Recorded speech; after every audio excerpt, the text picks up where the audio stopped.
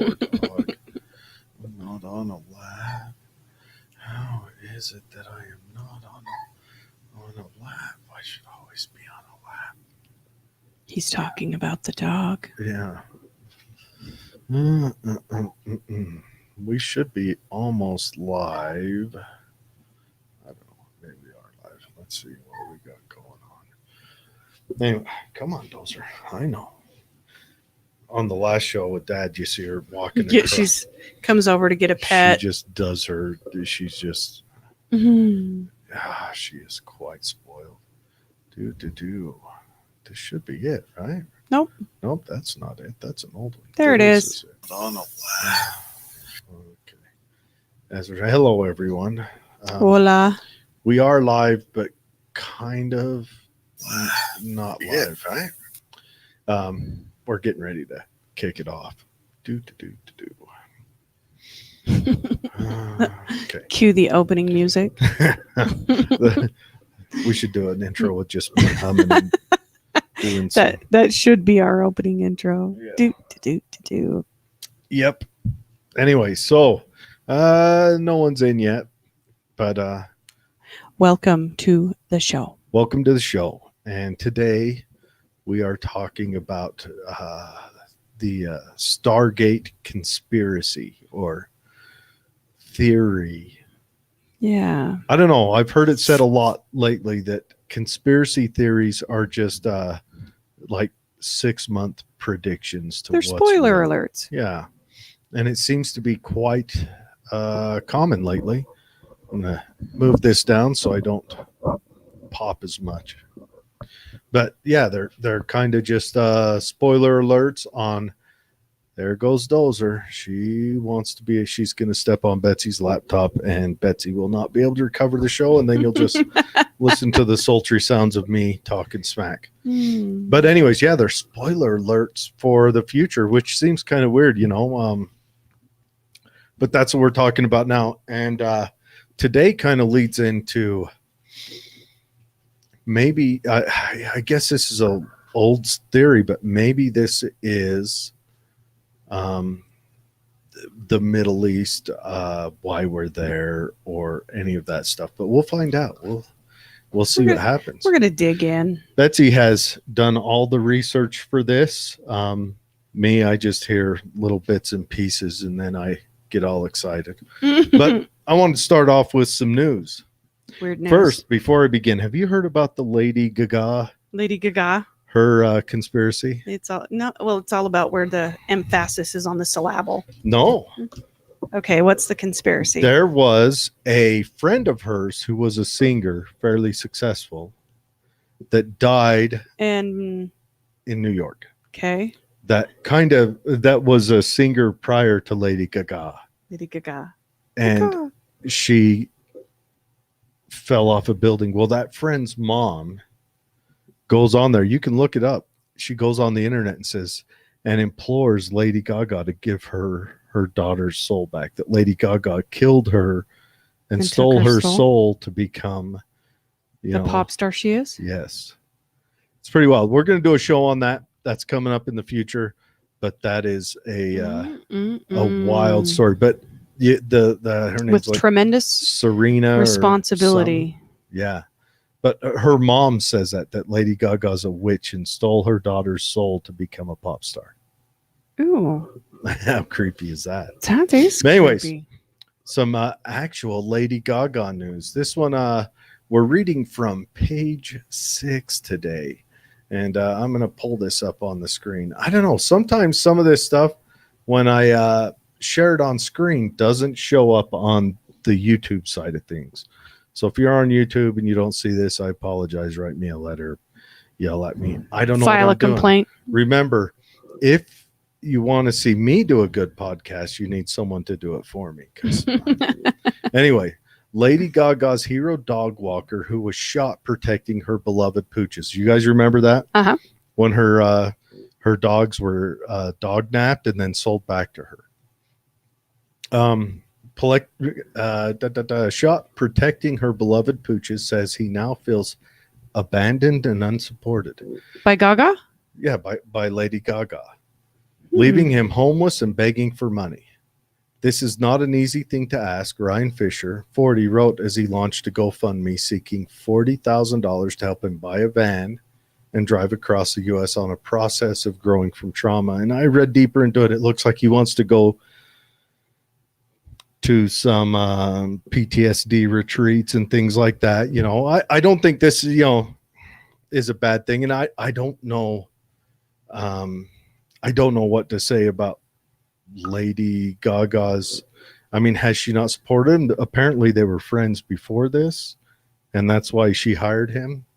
He's from up around New York as well. You would think somebody who took a shot to the chest for your pooches would bubble to the top. I think he'd have he would have a wing in your mansion, maybe. Yeah, you would think. Yeah, maybe. No good deed goes unnoticed, I suppose. Yeah, and gosh, how much was it that she paid to get the dogs back? It was ridiculous. $350,000 or something, which she paid to this lady who said, well, you know, I just found these dogs tied up in front of my house. Well, then it turns out the guys who stole them, they had them on camera, and it was these ladies' gang member boyfriend and his buddy. Oh. Anyways, Fisher started his trip soon after leaving Los Angeles Hospital. The former dog walker had to undergo surgery after getting shot in the chest by armed dog nappers as he tried to protect the, in quotes, shallow stars French bulldogs. I don't know if she's shallow or not, but... Well, and what if she found out some information that wasn't incriminating enough to charge him, but... what if she found out some information that, you know, we're not appraised to because it hasn't made the headlines, that he may have been, you know, a part of it? Man, if you're a part of it, if you're planning a burglary with some dudes, don't take a shot to the chest. There's easier way to do this. Is to get shot in the chest. You have stumbled upon a pretty poor plan. Shot in the foot. All right. The hand. Digging it, you know, backhanded across the face, a little punch to the eye, maybe. Yeah, shot in the chest. No. Anyway, so his fundraiser included a video showing him in the hospital bed, as well as images of his bullet wounds, and a soundtrack of someone shouting about being angrier than ever.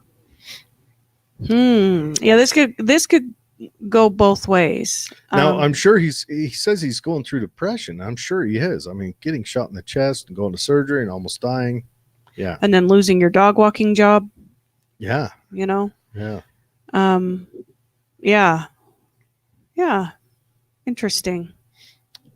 Now, he said he recently said goodbye to Trudy, the quasi-reliable 1991 Ford Falcon rental that drove like a boat in high wind.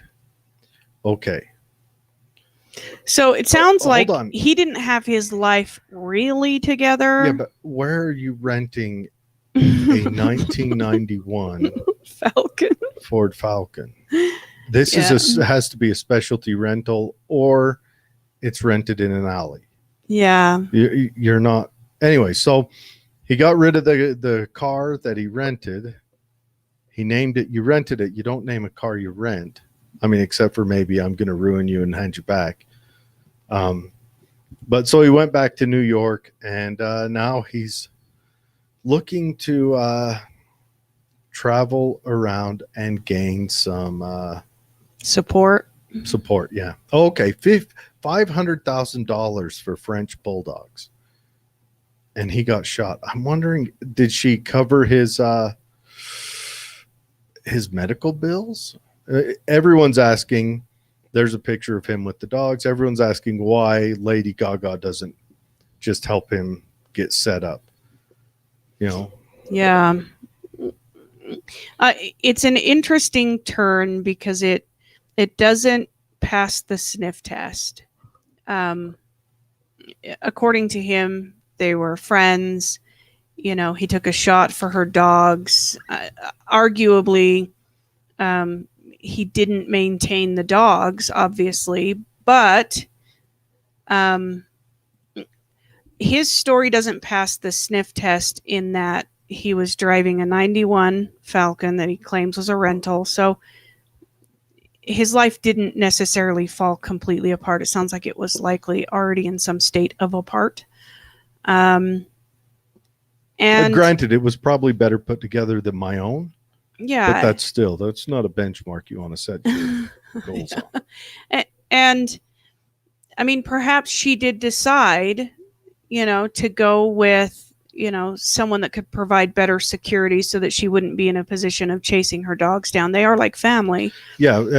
If something happened to my children in the daycare, I would switch daycares. Just precautionary measures, the risk would be reevaluated, and I would switch daycares. Now, if that daycare then it went online and was like, she abandoned us, I don't think that's a fair statement. Yeah. I think it just doesn't pass the sniff test, the initial sniff test.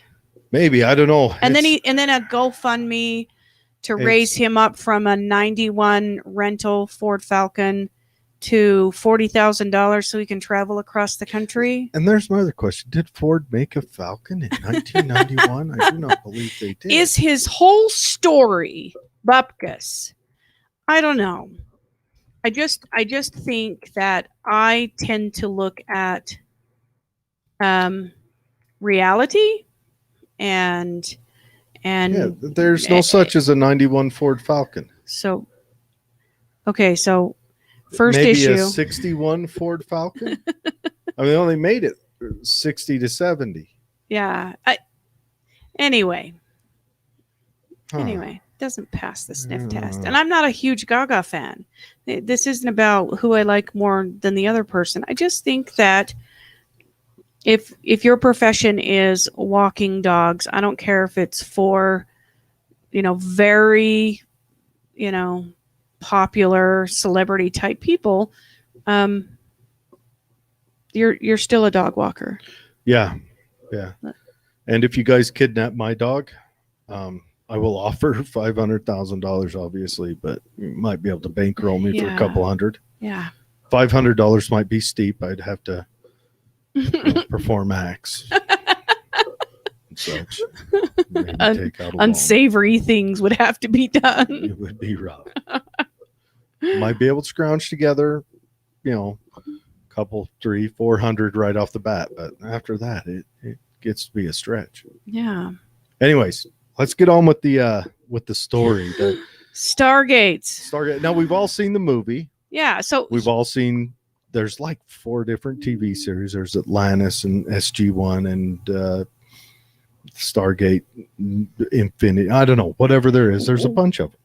When you think of Stargates, that's where your mind usually goes. When you search a Stargates. Portal. Yeah. When you search Stargate, you go directly to the movies and television shows that have been produced, under that bearing. I know Snake Blinken shows up every time. And I will tell you, doesn't even know who that is. I have no idea. Moved right past her. She better get used to it, though. That's where we're headed. But anyways, for those of you who know, you know. Yeah, I don't know. Anyway, humans, long prior to all of these television shows and all of these movies and things, have been obsessed with the possibility of an alternate universe. And a way to instantaneously, so to speak, travel between this one and the next. The concept was popularized, by these television shows and movies. However, NASA in 2015 admitted to having spent at least a decade researching access points to places outside our world, our universe, and even beyond space and time as we know it. So it isn't just, it actually has become a theory in the sense that it has been researched. And arguably it's led us to other findings by researching it. Money's been spent on it. It's not a conspiracy theory, like Santa Claus. it's something that they've actually spent time on. So the term Stargate means just that. An otherworldly door or portal, as some call them, to outside realms, hidden within Earth's and space magnetic fields, waiting to transport the enlightened traveler to a place beyond what our current limitations are. Now, while space seems to be the most likely location for these doorways to other universes, which I think is where NASA was going. NASA didn't spend a lot of time, walking the Nazca lines and visiting temples. They were looking in space. So that space seems to be the most likely location. However, many places on Earth have also been attributed with special transportive capabilities, as well as noticeable shifts in energy. Different frequencies have been measured all over the Earth. There's lots of places that have a tendency to have really high reports of unexplained lights or sounds. Well, there's a couple other questions with that. Now, the Stargates, if you pay attention to the Ancient Aliens theory, those documentaries put out, aliens came down here and humans passed and guided humans into the future and everything else. So there are a lot of theories on what the Stargates are. Are they beacons to our gods or temples or whatever else? Right now, and also because of the movies, we look at them as portals. But what if it's a place to worship, or maybe an ancient radio where we receive signals from the aliens? Right. So there are several ways that this has been theorized. One of them is the wormhole theory. So wormholes were actually theorized in 1916. And they didn't call them at the time wormholes. While reviewing another physicist's solution to the equations in Albert Einstein's theory of general relativity, an Austrian scientist, Ludwig Flamm, realized another solution was possible. He described a white hole, a theoretical time reversal of a black hole. Now, that would, entrances in this theory, entrances to both black and white holes could be connected by a space-time conduit. So then in 1935, Einstein and physicist Nathan Rosen used the theory of general relativity to elaborate on the idea, proposing the existence of kind of a bridge through space-time. These bridges connect two different points in space-time, theoretically creating a shortcut that could reduce travel and distance. And the shortcuts came to be called Einstein-Rosen bridges, what we now know as wormholes. So kind of like the Rainbow Bridge in Norse mythology. Right. So this portal, Stargate, wormhole theory is all very much intertwined scientifically and, as you mentioned, in like religious practice. Mm-hmm. Now, what they further theorized is that the formation of a space portal is one that occurs when space-time is distorted, either by intense gravitational fields, which the Earth has.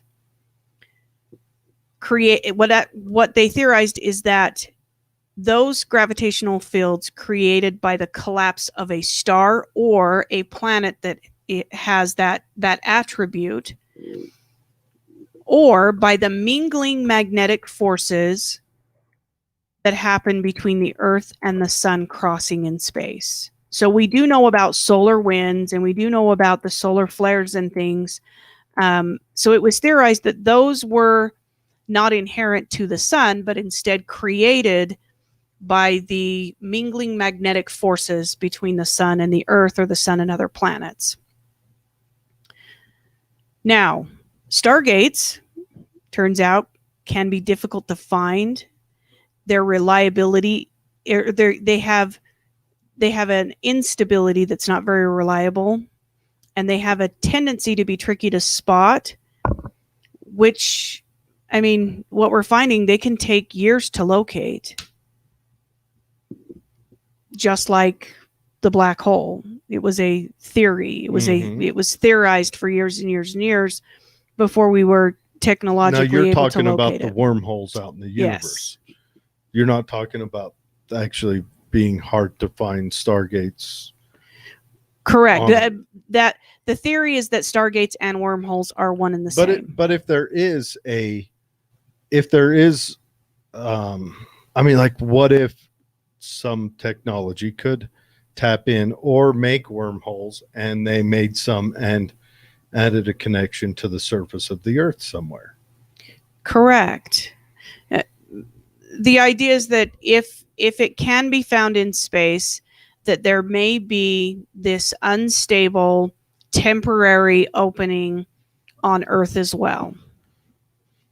So plasma physicist Jack Scudder at the University of Iowa has discovered a technique for spotting these unpredictable, elusive portals. So he's developed a way to identify intersecting magnetic fields flowing between the Earth and Sun. And he was able to recognize the indications of a portal. So this plasma physicist, if we take portal in its elementary form, he was able to recognize by marking these data points the indication that this may be a portal. How do they find them in space? What do they look for?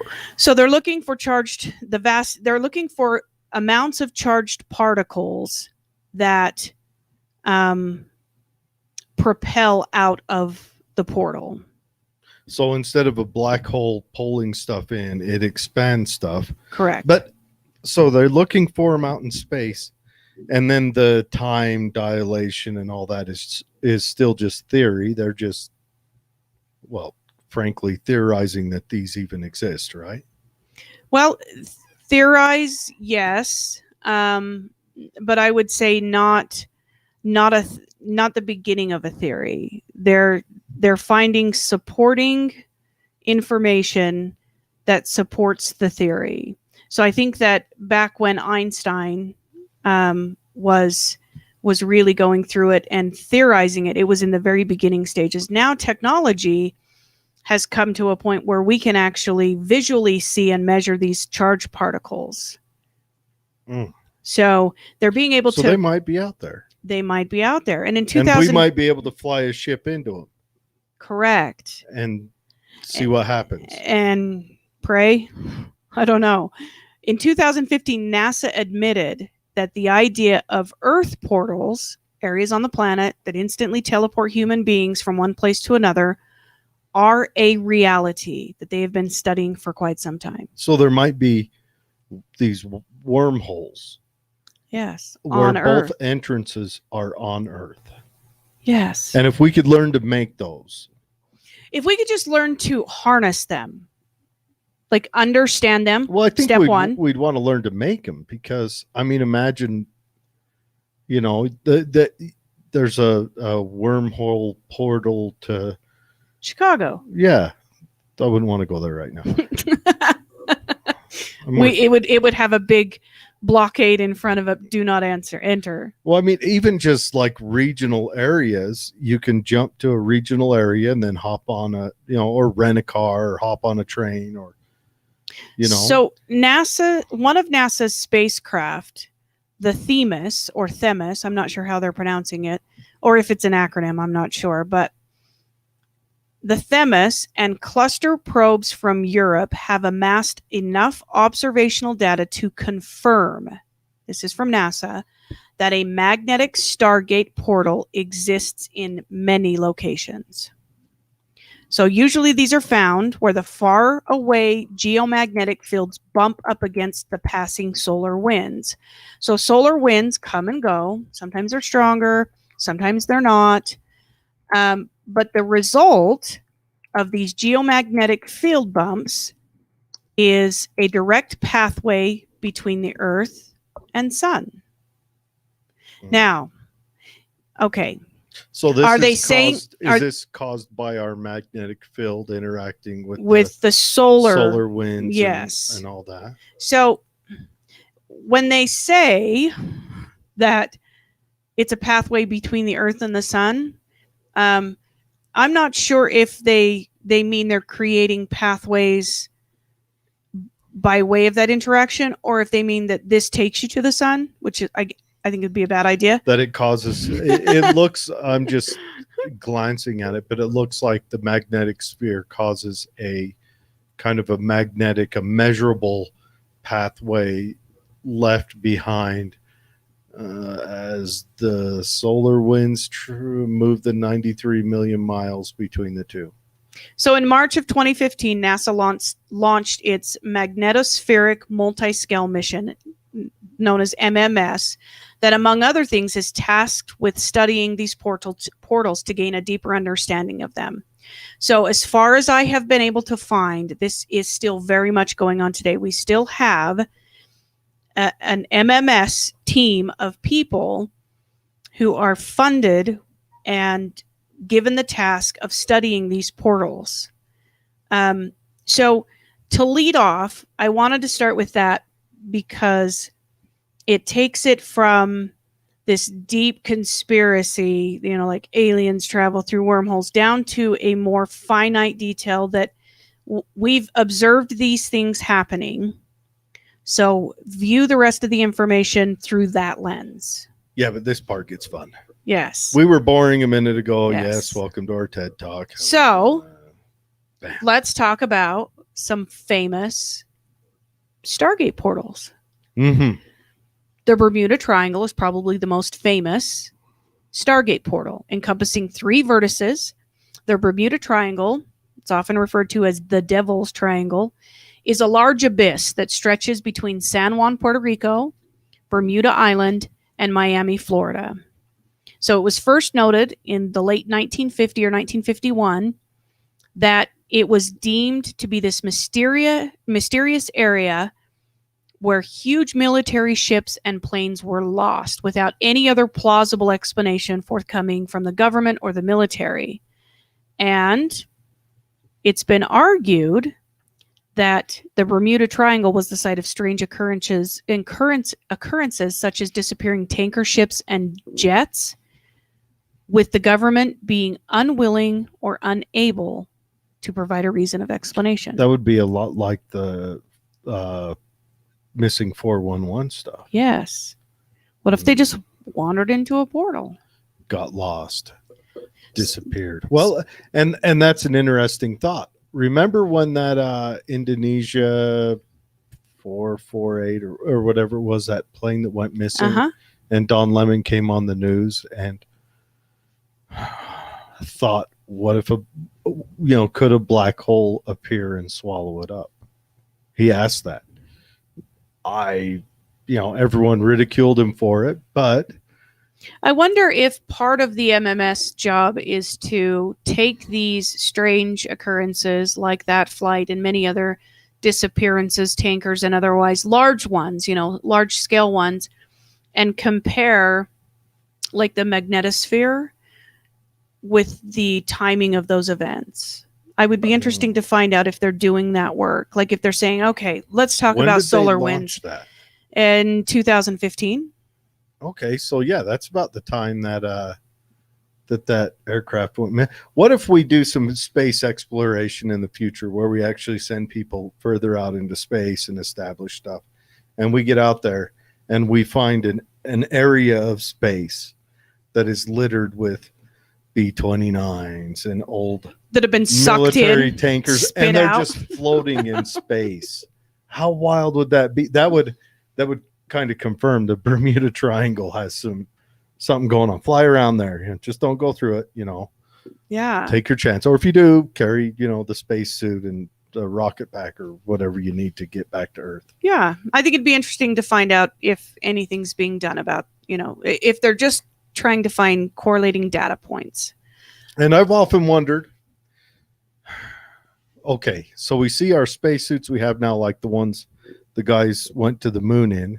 Would that same spacesuit handle being further out into space away from cosmic bodies? Or what is the atmosphere inside these portals. Ooh, what if it? Yeah. What if it instead of like they theorized that the black holes crush you, what if the wormholes pull you apart and Like particulate you? Releases the atoms. Oh, We all just and turn you- into hydrogen. or you arrive at the other side and you're like Picasso, you're all put together wrong. I don't know. Another one is the Philadelphia experiment. We did a show on the Philadelphia experiment, and the concepts are the same.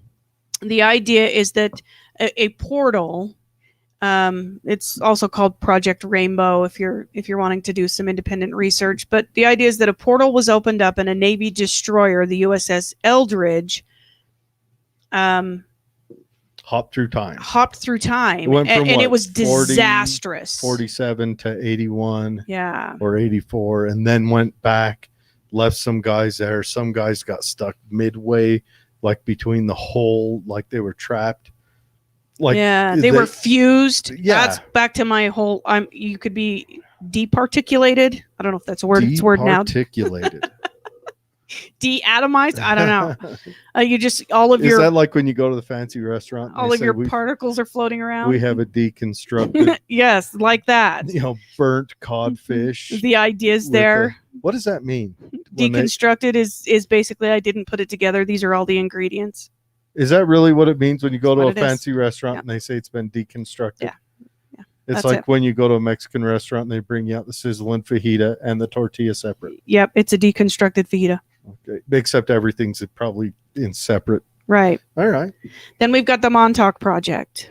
Oh, yeah. So this one, I don't think we did a show a little bit on that. I think we've covered it in other shows, but I don't think we dove into it. Touched the Montauk Monster enough and the cosmic chair or the alien chair that you would sit in. And that's a wild story. If you get the chance, look it up. So again, located Montauk, Long Island. It was a United States government-backed research project sought to further substantiate data on magnetic fields and their physiological effects. Are we seeing the pattern, people? So I want to. Chris asks, "Is NASA real or just a big lie?" I've wondered that. That is a big question, Chris. It's a lot to. Yep. Man, that would be so far out of my pay grade, but. That's an interesting question. Yeah, I've often wondered that. Yeah. Yeah. Is it real? And what defines real? I mean, is there something out there that probably has a building that says NASA on it? Sure. Does that make it real? But what I guess it is everything they're telling us real if you define it that way, or if you define it, is there something in existence that carries this name?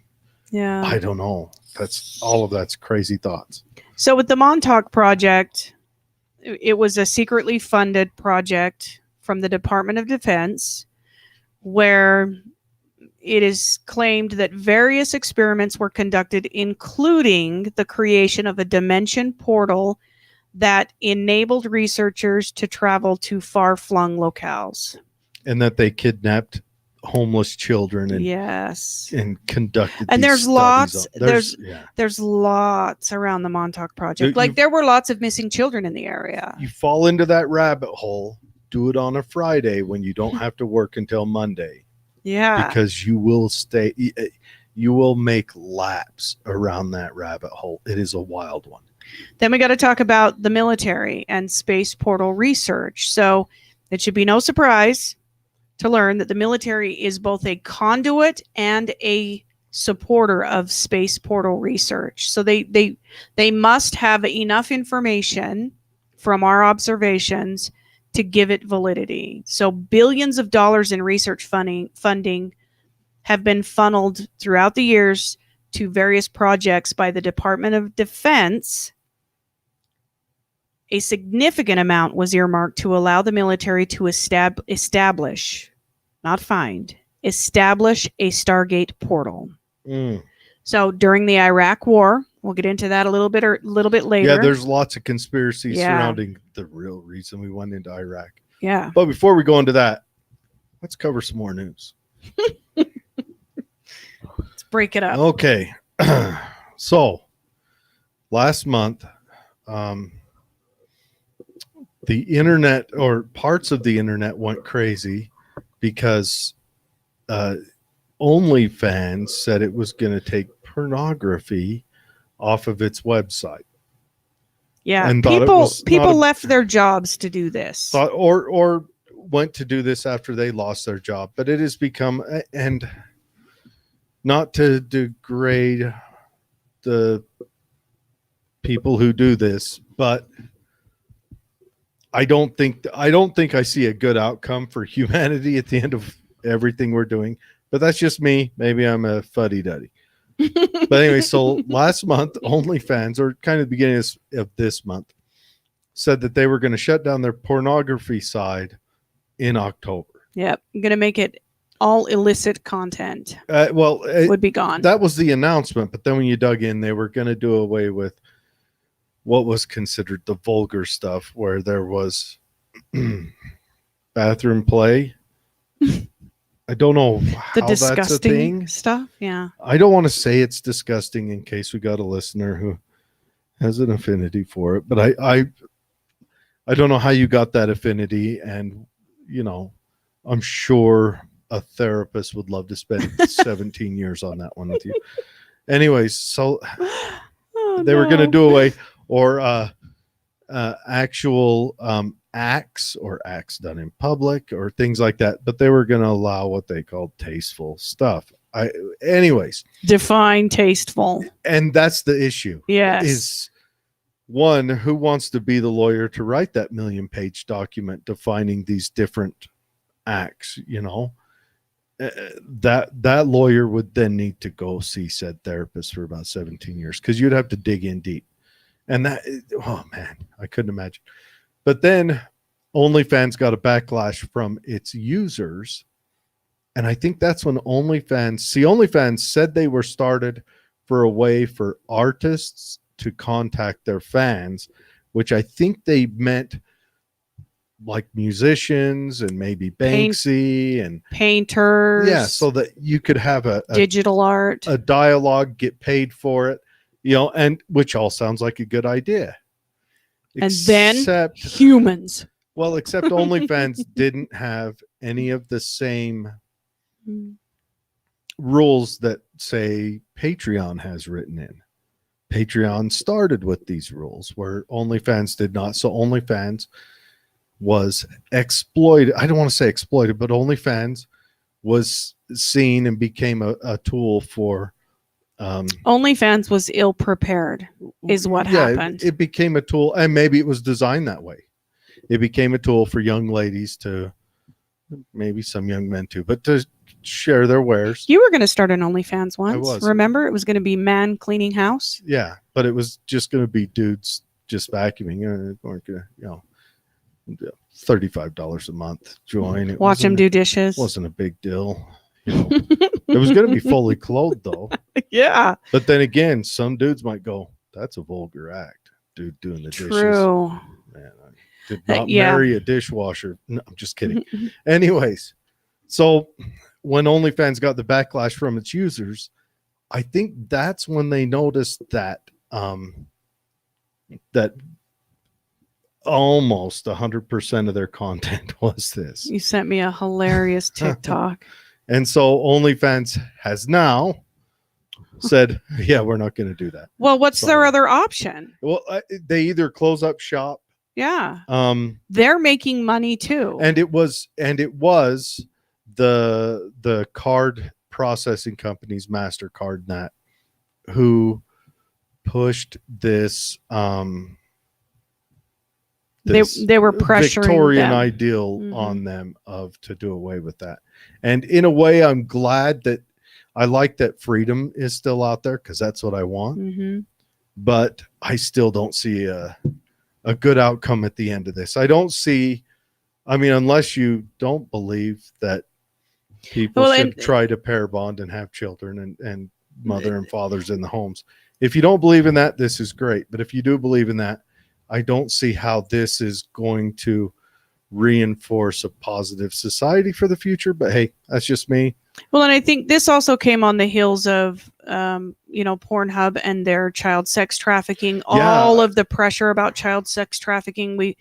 I mean, we Well, can Twitter has we can eliminate all of these different voices, but for whatever reason, we can't eliminate children, child Yeah. pornography. Well, while Twitter had eliminated the president of the United States off of its platform, it still had multiple videos of a young boy who was being held hostage and sexually tortured up on it and would not remove that. And OnlyFans is seeing some of that as well. And I think that's where the pressure from the credit card companies is coming. I agree with the credit card and also the credit card companies may just not want to be involved in pornography, what they see as detrimental to society. And I agree with them. Why would they want to be? Yeah.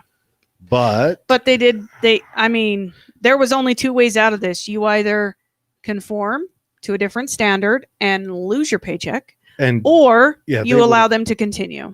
And I wonder if they would have died on the vine or if they would have, after a few years, came back. That's a good question. It's hard to say. James asked, this is off the OnlyFans thing. We hashed it out. I thought it was comical. Hilarious. I mean, haha, but kind of, I mean, it was interesting to me because I have seen people laugh. I never saw it as anything else. Yeah, I didn't know it was designed for anything else. Not until I read into this story.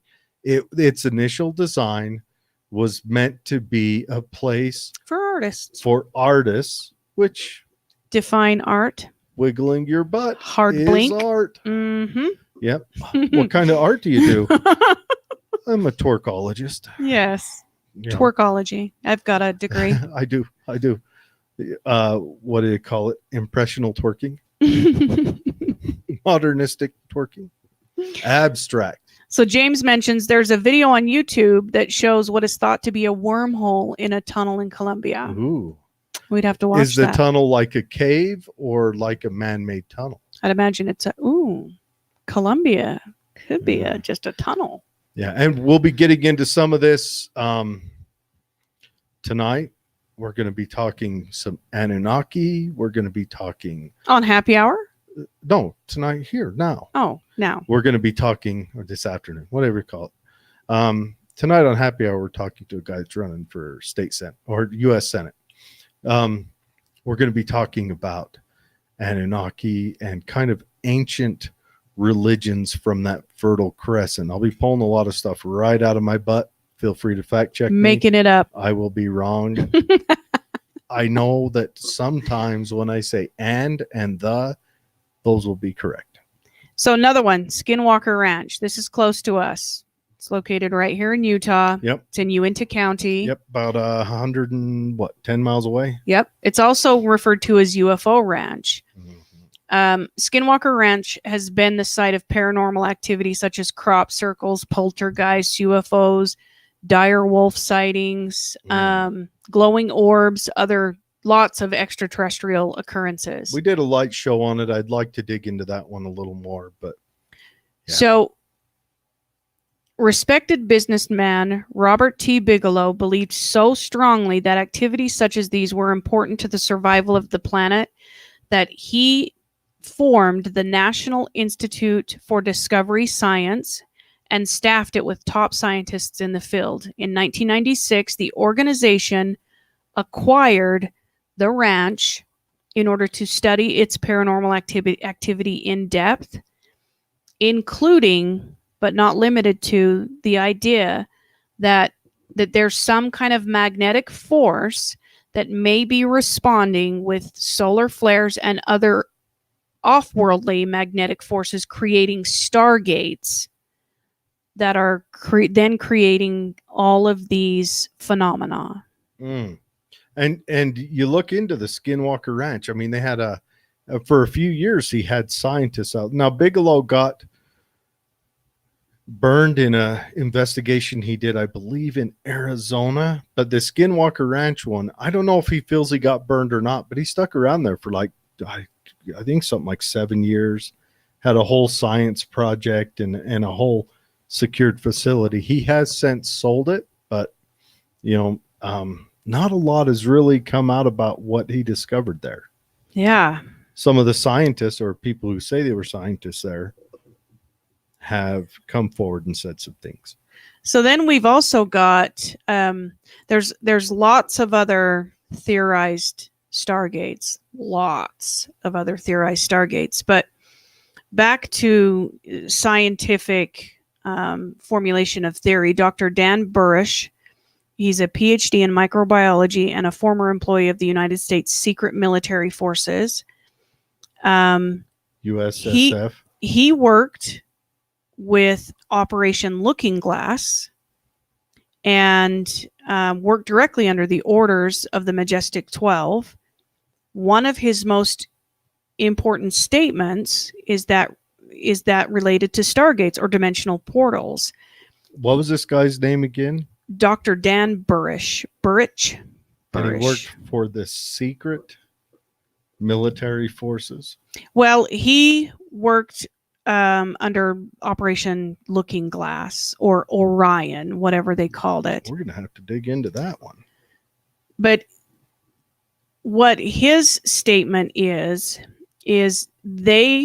Stargates are devices also made on Earth, but with likely extraterrestrial technology involved. According to Dr. Burrish, information on how to build the Stargates is in the Sumerian tables that they used to communicate with other extraplanetary civilizations. Through these Stargates, you could access a wormhole and therefore in a parallel dimension or in a spatial coordinate, you could enter it and it would be different from ours. He goes on to describe a Stargate that is housed in Area 51 by saying that next to this huge apparatus, there was a platform that allowed you to throw an object inside the wormhole to travel to other stars, teleporting people, materials from one place to another instantly. So that relates almost directly to the movie and the TV shows. Yeah. Almost directly, where they had a ring that looked like it was water and you could put in special coordinates or moved it a special way, lined up, different pictographs, and it would open a portal. So let's go with some older, like religious Stargates. Yeah. So we've got Gate of the Gods. Mm-hmm. That's in Huaymarca, Peru. So it's not far from Lake Titicaca. I want to go to Titicaca sometime. I know. The name alone has been a dream of mine since I would have been, what, Titicaca. 8? Yes. I mean, when you're 8 and everything that's funny is said makes you giggle, that one there is, I mean, that's a punchline. History class, yes. They bring it up, everyone giggles. So it's one of the most well-known and widely suspected portals to another world. The Gate of the Gods is an ancient site discovered in 1996 by a local tour guide, Jose Luis Delgado Mamani. And according to lore, the massive stone door was a portal through which heroes of the past entered to join their gods in the next life. Ooh.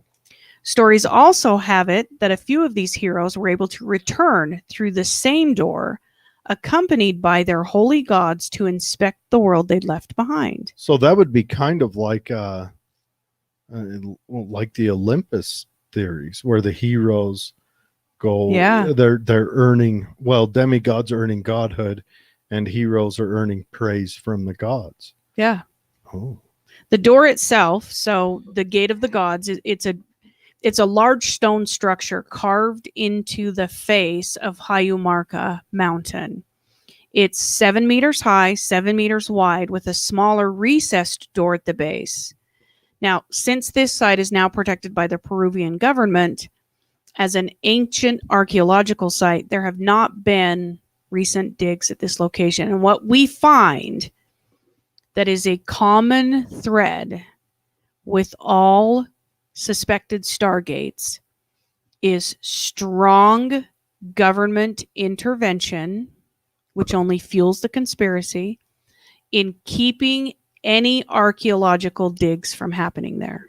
Well, it's almost like the government is ran by an alien Reptilians. species, Yes. if you were, Uh, maybe came here right. through a Stargate that maybe then assert control over protecting their means of travel, and maybe the UFOs that are seen also come here in support of those, or in maybe in opposition of those. I'm just throwing spitballing, but reptilian overlords that run the nation and the world, and maybe they're just like their drones and or flying cars that, you know, from Yeah. another world. Yeah. Another one, Ancient Stone Arrangement. This is in Lake Michigan. So in 2007, 40 feet below the surface of Lake Michigan, a professor was using sonar equipment to track shipwrecks. So he discovered a large boulder on which appeared to be a drawing or a carving of a mastodon, a creature believed to be extinct for at least 10,000 years. Hmm. While most scientists believe this to be a petroglyph, some remain convinced that it could be an ancient prehistoric portal leading to another world.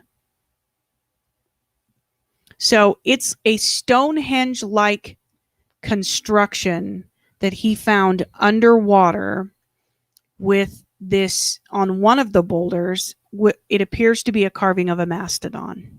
For those watching, I'm showing Gate of the Gods right now. It looks like it's a outcropping of stone, but they have finished a face, they have framed it, and then carved what looks like a man-shaped doorway into the bottom of it, and it's man size. And the locals say that the large door is for the gods, the small door is for the human. Ooh. So the small door is for the human to go in, and then those heroes that come back through, the large doors opened for the gods to come through. It's really neat. So if you're just listening, jump on there and look up Gate of the Gods. It pops right up, has some cool images.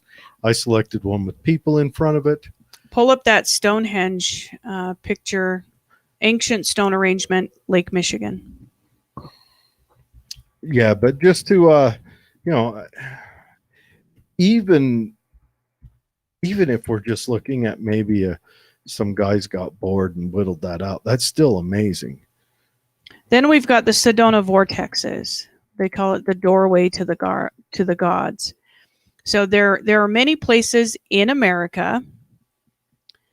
The Southwest seems to offer some things a little beyond the ordinary. I'm not sure what it is about. Okay, hold on. We are moving too fast. I pulled up this ancient stone arrangement. When they say Lake Michigan, they mean in the lake. In the dang lake. Yeah, he was looking for shipwrecks. This is wild. So this is in the bottom of the lake. Yeah. They've got, so either some old society built this underwater, or it was built at a time when water levels were much shallower. Does it say how deep it is? Well, it doesn't say. Lake Michigan is actually pretty deep. What's interesting is the carving of the mastodon, because it kind of ages this particular grouping of rocks. The carving of the mastodon. Yep, right there. Okay, so I'm going to show that on the screen real quick. Again, if you are just listening, go check it out. I like to keep a notepad with me when I listen to a show. Now they've outlined it in red, but it looks like it's probably a petroglyphal style carving on a rock. Right. And in these underwater archaeological finds, they don't bring them up. They're maintained down there. So they do give, different ways to view that rock, but that's the basic of it, is they believe it to be a petroglyph of a mastodon. So Sedona, Arizona, another one, it's claimed to be naturally spiritually charged. Now, there is a place down in Sedona that is known as the Doorway of the Gods. According to local legend, tunnels and gateways leading to other worlds exist all over Sedona. Star people, too, are purported to have entered and exited through these portals. Now, the Doorway of the Gods itself is this large archway of red rock at the top of the mountain, and some have reported seeing blue light emanating from it. There are even accounts of strange sounds like muted bells or thunder surrounding the rocks on days where there is clear blue skies. So is that on this, I don't know, what are these arroyos here? Put in Doorway of the Gods. Doorway of the Gods, Sedona. So it's like an arch. It's a it's a large archway of red rock. Like this right here? Yep. Oh, okay. All right. And they say that sometimes you can see light emanating from it. Yeah, and Sedona is Hippie synonymous Land, with lots of UFO sightings, USA. lots of paranormal activity. Yes. Sedona is, and patchouli. Yes. Lots and lots of patchouli. So that's just a couple. The Annunaki. Yes, we'll be touching on the Annunaki today as we go along. I have not pulled anything up on. I'm just going to be shooting from the hip of what Eric von Daniken wrote about them and kind of theory. As far as I'm concerned, that would be the coolest kind of movie ever made. Would be a mini series about the Anunnaki. But anyways, break it down for us. The Anunnaki. Let's get into it. Anu was the father of this group, the president or senior or king or whatever of this group from planet Nibiru, which is a planet that's on an oblong orbit in our solar system that only crosses the Earth every 36,000 years, if I remember, shooting off the hip, or 12,000. How many? Only every once in a while. Long time. And their oblong orbit takes them in right close to Earth, and also this ties into the theory of why the last ice age ended, because when Nibiru comes in, it causes a lot of seismic changes on the Earth because another gravitational force is in close proximity. But Nibiru comes in, they launch ships over there. They need gold because of their planet's oblong circulation, and they have used up a lot of its resources. They need gold. They coat gold on their atmosphere, powderize it or something, or they make gold foil and wrap it on their head like a tinfoil hat. Whatever they do, they put it around their atmosphere, and it traps heat in for that long circumference outside of their orbit. Takes them away from their warmth. orbit takes them way out of the kind of out through the outskirts of the solar system, past Pluto and what have you, and then brings them back in. And along with that comes, they drag in some meteorites as they come in, which the meteorites fall and cause further devastation. According to this theory, or some thoughts of this theory, it killed the dinosaurs, stopped the ice age, all the large meteorite strikes. Anyways, so they come here. Anu sends first kind of a lower class citizen to mine. And while they're in the solar system because they've got a real slow travel, they're like inside the solar system for a couple of years. So while they're there, they're comporting back and forth. They breathe a similar atmosphere to ours. So obviously they come here to mine because it's less resource intensive than, say, going to Mars, where they would also have to bring means of atmosphere and breathing with them. So anyway, so they're mining. Those guys don't like it. They kind of uprise. So this advanced civilization looks at a simian or hominid creature there and decides to mutate it into a proto-human. This proto-human initially didn't have sex organs. And so it was just kind of a drone or a slave species that we talked about on, what was it, last show or 2 shows ago? Mm-hmm. The Greys, they believe, might be a drone species, but they kind of made that. But Anu had 2 sons, Enki and Enlil. And Enki felt bad for him, so Enki did his genetic, fooling around and made it so they had sex hormones. I don't think that's why he did it. Well, then they started reproducing, but Enlil saw that and got pissed off. So they went to war against each other. So there was kind of a civil war happening at the same time. One of them was kind of in charge of the sea. They're actual kind of Sumerian gods, or at least the names that we come up with. One's a sea god, one's an air god. One's a snake, one's a guy with eagle wings. You see them all the time. This is kind of prior to Zoroastrianism, but a lot of the same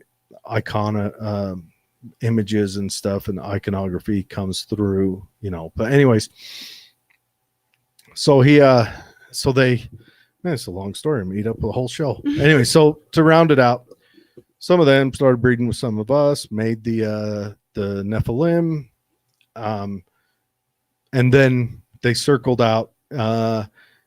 And it's said that happened about, X amount of time ago, that planet's going to be reapproaching the atmosphere and they're going to start another harvest here on Earth and things like that. It was theorized that they used a Stargate to a lot of exit their planet and enter ours. Well, and a lot of the early Stargate conversations weren't that the Stargates were wormholes, but they were beacons. They were the lights on the airfield, or they were the antenna of the radio. That they still use conventional ships to get back and forth. But a lot of the thoughts on the Stargate idea is Stargates were locations that were temples where these first iterations of humanity went to receive the orders from their gods before they left the solar system too far, or they were the lights on the airfield where the gods knew where to land, where stuff was staged, and therefore kind of became temples again, because those who brought us life and had flying machines and all that stuff, Mm-hmm. And then you dig into that, you've got Vimanas from the Bhagavad Gita. I can never say that word. Bhagavad Gita. Yeah, Inagata Dubita. Baby. Yeah. But anyway, so it's all interesting. It's all, it's been shot down a lot. Eric von Daniken's book, Chariots of the Gods, I believe it is. Mm-hmm. It's been shot down a lot and discredited. But if you enjoy a good kind of mix of quasi-history, quasi-theology reading and enjoy, even if it is fiction, it's still the coolest story. It is a cool story. It really is. And what if it is true? Yeah. Next cool story kind of brings us to current events. Mm-hmm. There is a lot of unrest right now in the Middle East. Yeah, just right now. Yeah. Just currently. Yeah. Prior to this. Yeah. Peaceful. And it apparently is a common theme over there. And according to the claims, the discovery of an ancient Stargate in Iraq in the 1920s would send discrete ripples around the world. Over the next decade, many world governments became aware of the discovery. This is the theory. And were eager to obtain the technology for themselves. Many of them descended upon the area through military units in search of it. Well, and not just that. So Iraq is the birthplace of civilization. Between the Tigris and the Euphrates is Babylon, the first society where it all starts. All of modern humanity, according to current projections, there's different cradle ideas out there that could be, just as correct or whatever. But this is the going theory, is that where it started. And, Sumer is, I believe, just kind of northwest of that. Yep. Still in Iraq. And so, technically kind of the edge of Iran, if I remember correctly. But anyway, so So it's all right there. Yeah. And so it the theory is that they found this down there, and ever since then every nation has had its eyes pointed towards Iraq. You've heard the theories that Saddam Hussein was a CIA plant, and there's a lot to back that up. I'm just saying. You've heard the theories that the USSR was in his ear, and there's a lot to back that up. And then since then, you look, there's said to be one in Afghanistan, and we'll get into today. Are we covering the encounter with the giant in Afghanistan? No, but we right. need to cover that. Maybe we'll because shoot that off that the hip. may be connected. Well, a lot of the stories say is it was defending a Stargate. Yeah. Eek. So some people even point to the Anglo-Iraqi War of 1941 as simply being a front between British governments and those of Germany and Italy, who sided with the Iraqi nationalists, that they were in reality just there to gain control of the Stargate. Mm-hmm. Now, just to note, there's no solid proof to this, but like Jared mentioned, this really is kind of the birthplace. And so if we're going to get back to where everything started, it's theorized that this is the place to start. And come on, if you didn't like a good conspiracy theory and some kookiness thrown in there, you wouldn't be watching this anyway. I mean, there's PBS over there. Yeah, that's right. So now, just to know, there's no solid proof of this claim that the Anglo-Iraqi War was done for that reason. And it is not clear what happened to the Stargate following this brief conflict. We know for certain that the Nazis did spend considerable time searching for ancient relics, however, including the Ark of the Covenant. Yeah, they started following some offshoot religions, I think some branches of Rosicrucianism, some kind of modified Norse paganism, and all this stuff. And it kind of made them seek out these things, but they still reportedly sought out biblical things as well. Right. So it isn't beyond comprehension that they should also have an interest in a Stargate should it exist.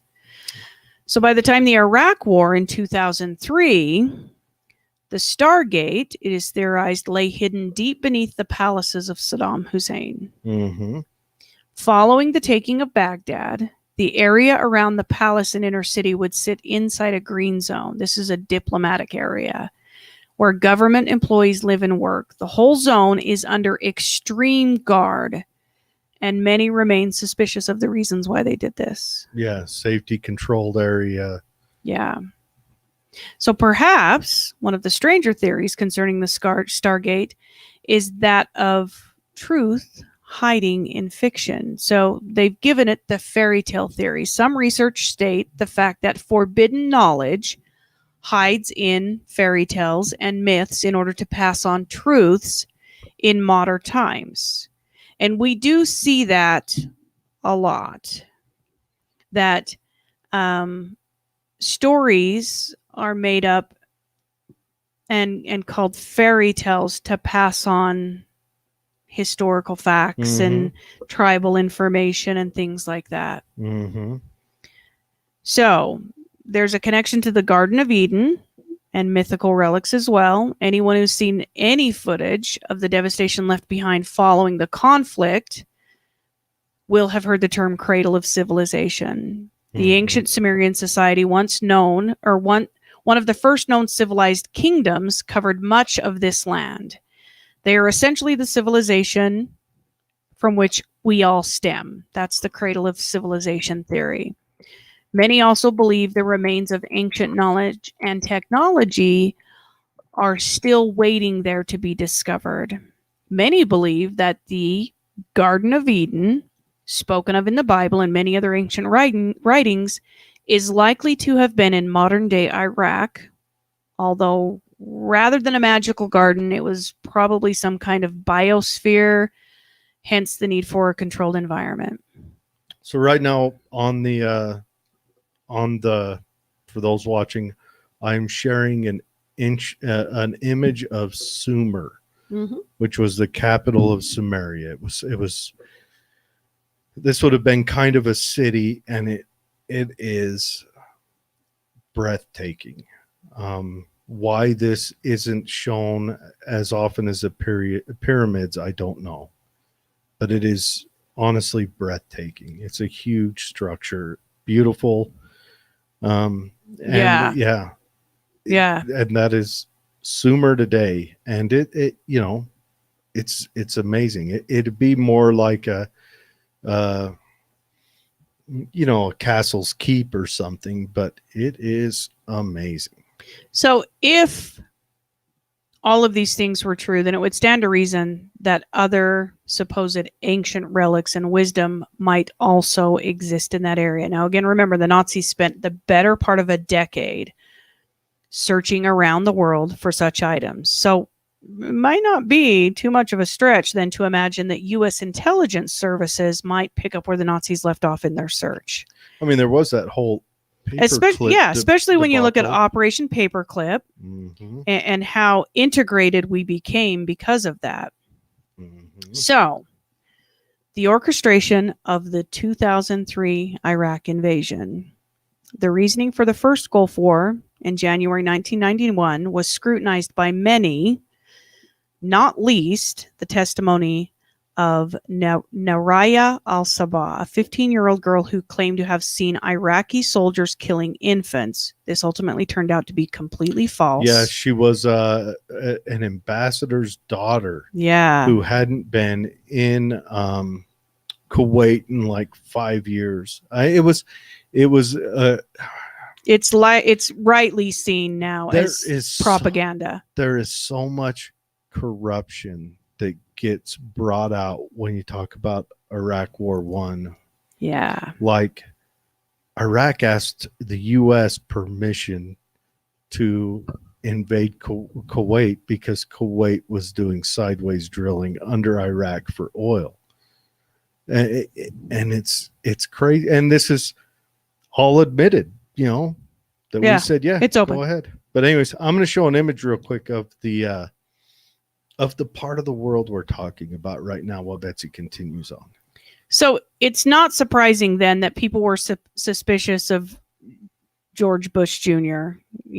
He was backed rather eagerly by the UK Prime Minister Tony Blair when they went against UN reasoning and entered the country in March of 2003. Now, was this simply the continuation of George Bush Sr.'s attempt to enter? Many believe the reason for the roles was just not a regime change point to George Bush Sr. and his past role in the CIA.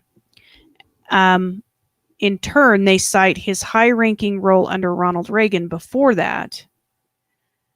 If anyone knew more than any other individual person on secrets of American government, it would arguably be Reagan. Well, I would say it would be Bush. I mean, George Bush, he was the head of the CIA. Uh-huh. He was in, from World War II on, he was a made man. He was in there. Now, I just want to geek out for a minute. So I'm looking at this map of the Fertile Crescent and all these ancient cities you hear about. Like the ancient city of Ur was supposed to be like the initial first city. Sumer, just north of that, was like the dominant city. And these cities would go against each Babylon. Go to war against each other. And like Nineveh. These are all. Sargon went from Akkad here. He was, if I remember, Sargon was the illegitimate son of, Minor. And then he took over Akkad. And then he went down and conquered all of this down, all of Babylon and Sumer and Ur and Eridu. And then he went back up north, and when he went up north, that's when he got held up and kind of got stuck there. But right between this Tigris and Euphrates, that's where civilization that we know today or that began. we have tracked. Where's was born. Göbekli Tepe? Is that Göbekli Turkey? Tepe is up over here. Yes. Yeah. Interesting. So the Iraq War of 2003 and the events leading up to it, stretching at least to the 9/11 attacks in 2001, have become all wrapped in conspiracy, so much so, as is perhaps the intention, that unraveling the complete truth from the accusations and theories is almost impossible at this point. Mm-hmm. So, but indeed, in a matter of days, the country would be under U.S. control. The U.S. military would oversee the installation of democracy for the Iraqi people. It also, many argue, gave the U.S. intelligence agencies undisturbed and unblocked access to whichever part of the country they wanted. Mm-hmm. So as the invasion progressed, so did the disorder. Looting became rampant. In particular, museums and government buildings containing ancient and priceless relics. That was a common thing. Many witnesses, however, would speak of special military units carrying out much of the looting. So the looting wasn't happening by the people and the disruption there. There are lots of on-the-ground witnesses that that add to this theory that the takeover was in fact to gain control of whatever was there, the relics or whatever, and that military units were arriving and carrying out much of the looting, loading entire vaults worth of relics onto heavy-duty trucks. Literally thousands of items disappeared. Yeah, and it's reported that they that these military units, that was their initial target, was Right. they would come in, conquer a city, and then these special units would go right to the libraries and the museums. And I wouldn't call it looting. I would call it more of a confiscation, or they went in and stole these artifacts. Right now I'm looking on I'm looking up something I read a while ago. That's a actual news story. Yeah, and some of these stolen relics would turn up in Europe on the black markets. However, most of them just vanished into thin air. To some people, this was a modern example of ancient knowledge being removed from the general population, not a stealing of that country's heritage, but more so a removing of knowledge to cover up a discovery. Like forbidden knowledge. So, in the same way as the Vatican face accusations of hiding such documents and ancient knowledge away from the general public, the seemingly U.S.-sponsored seizing of such wisdom from the birthplace of modern civilization is perhaps been taking place right underneath our nose. So, is the Iraqi Stargate a part of the operation? Hard to tell. Now, there's recent bombing of tunnels that comes into play as well. So if the leaks regarding the Moabs targeting U.S. intelligence created tunnels in Afghanistan are true, then you have to question what the real purpose of these tunnels were. Why they chose the time they did to destroy them. Is it merely an operation in flexing their military muscle, or to, kind of back up the war rhetoric, or indeed realizing conflict is becoming increasingly likely, was a decision made to destroy evidence of them before they fell into foreign hands, whoever those hands might be? One of the only as craziest theories of intelligence agencies' involvement in drug trafficking, perhaps as crazy as claims as widespread conspiracy in the assassination of President Kennedy, all of those things. We all become a little more hesitant now as those theories kind of start to take ground in reality. that, it may not have been Shooter on the grassy knoll. Yeah, that's and there's so much about that. So much. Yeah.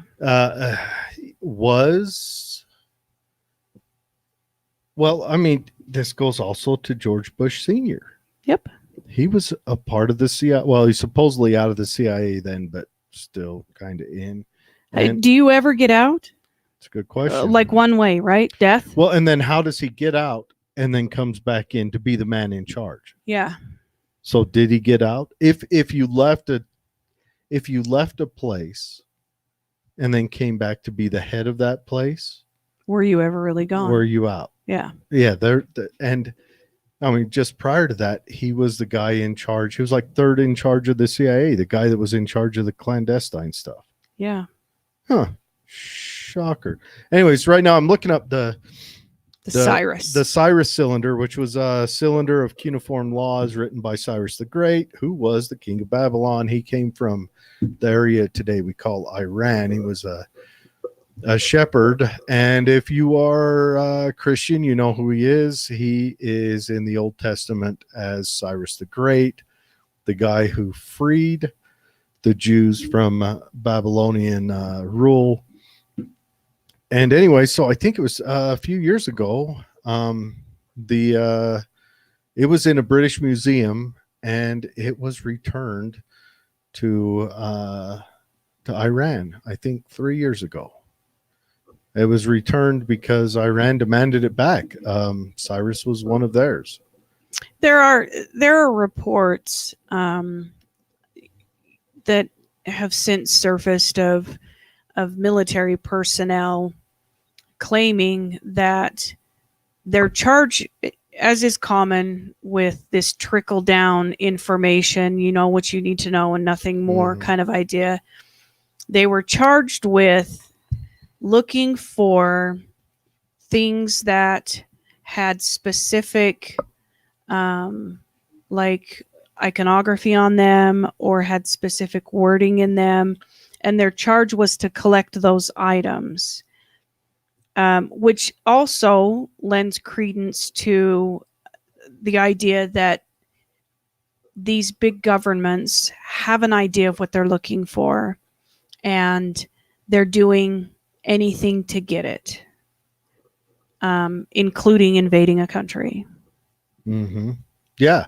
Well, the Cyrus cylinder is interesting. I think it was found by the British Army on expedition down there, but it is the first written human rights declaration that we have. Really?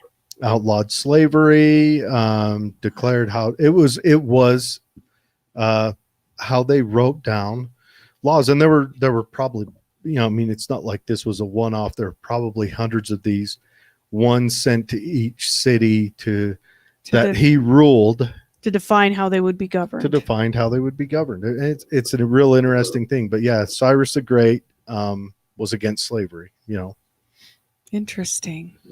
But yeah, if I remember, either it was returned or demanded it was to be returned to Iran a few years ago by the Iran government. I think it was returned. So Stargates, fascinating subject. Many people are fascinated in Stargates, including scientists. I want to free roll it for a minute. So what if there are these Stargates, these ancient Stargates, where this communication with these otherworldly gods? This is the theory I'm going to choose to believe for a few minutes. In Peru and maybe up in the Nazca lines. What if that was somehow a Stargate? And what if the Stargates, we gave a general name to multiple different things? What if there was one that was a white hole? What if there was one that was a landing strip, like all, if not part of the Nazca lines, what if in our desire to fit things into an understandable form, we've taken this vast group of many different things and we've said, okay, these are Stargates. But what if these are all things that were made in a time where there was further communication? Because apparently when when Nibiru enters our solar system, it spends years with us because its orbit is so long and so slow and so far out. It spends years as we rotate to them, as we're on this tiny rotation. They have access to us then. What if our governments or people really, really high up in the rungs of the echelon, what if they know that we are nearing another Stargate moment, and so they're just grabbing for what they can because they know it's coming? It feels like that. It does feel. It feels like they're trying to strip us of. They're trying to strip all the wealth they can. Yeah. And this last few years, it seriously feels like. And what if it's because they know that they'll have to make an offering to the gods? An offering, or what if the gods are that bad? They're trying to get the resources to hide in a hole with. Yeah. So when they come out, they can restart. Maybe that's why Musk wants off the planet. Maybe the gods are good. I don't know. But you know, these Stargates, I mean, you have reports of them here in the United States. Yep.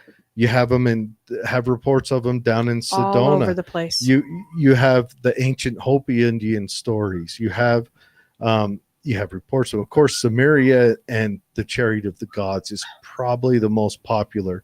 But what if Stonehenge is one? Yeah, it's been theorized. What if all the Nazca lines that we are finding are all actual like landing strips for Stargates? Yeah, you've got this ancient pyramid in Indonesia that's overgrown that they're just now starting to discover.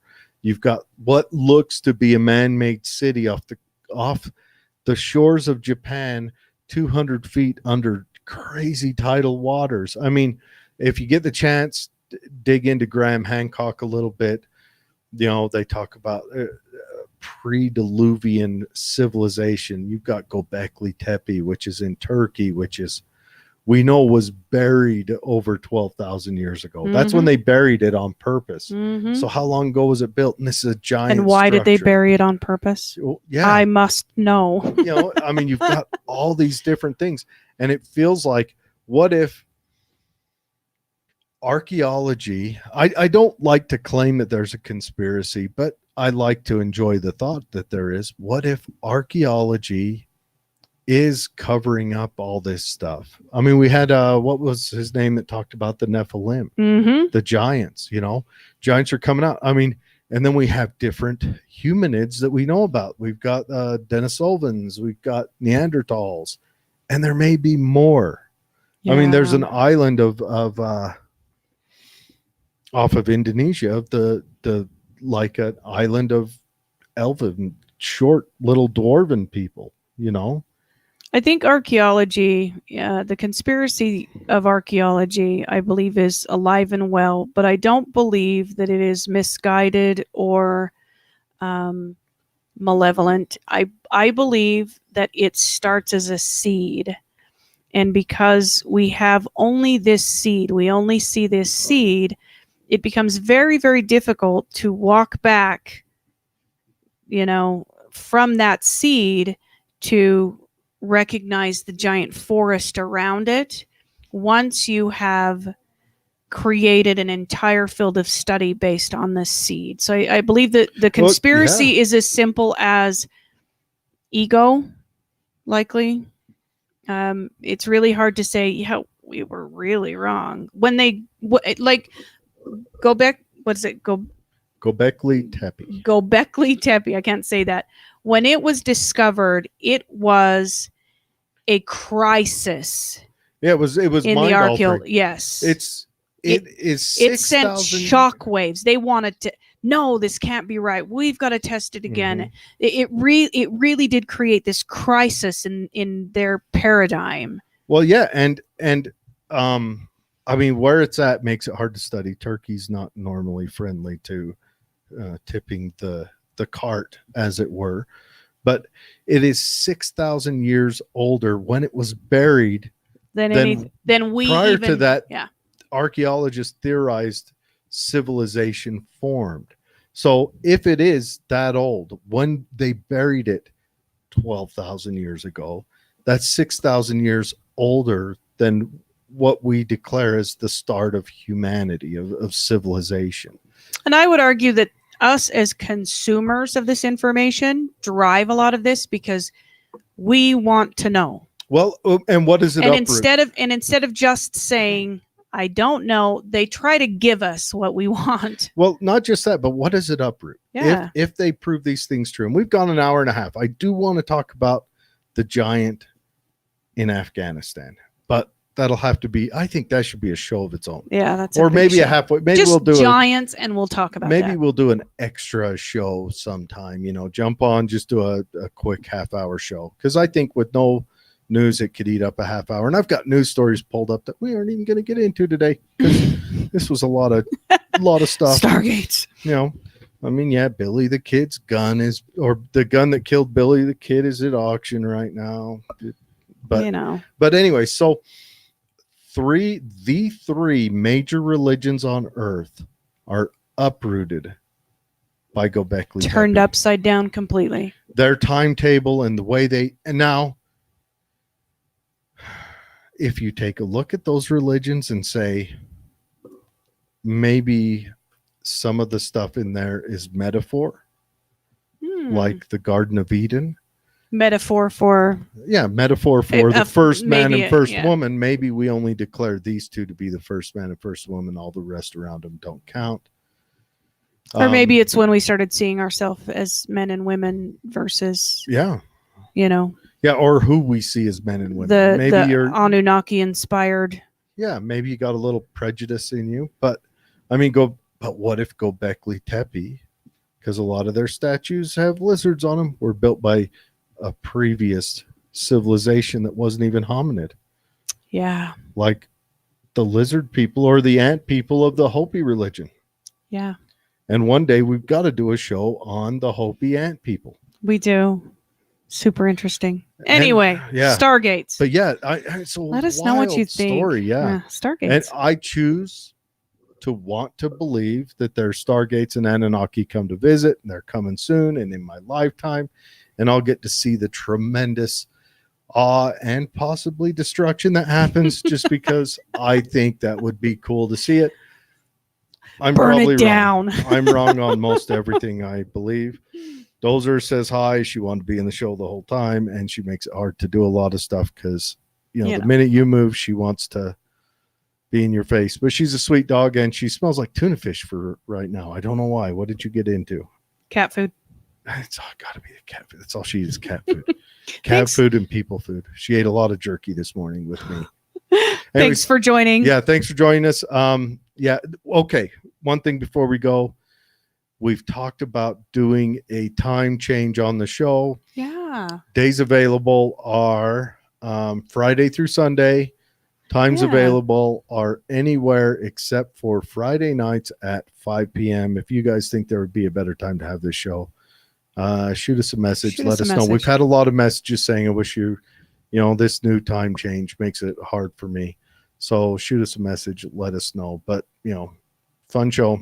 And we will talk to you guys later. Have a great week.